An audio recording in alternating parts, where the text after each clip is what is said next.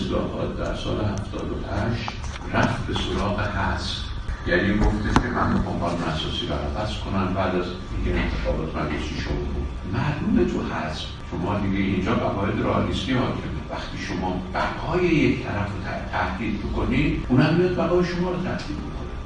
شما یه مثالی شما برید ببینید رهبری از کی شفیه. وقتی رهبر شد ما یادمون از شفیه رهبری از سال 78 شفیه. من عکسی که از رهبری داشتم تو اتاقم تو وزارت خارجه عکسای شفیه، یعنی تو کل وزارت خارجه عکسای شفیه. چرا شفیه انداختن؟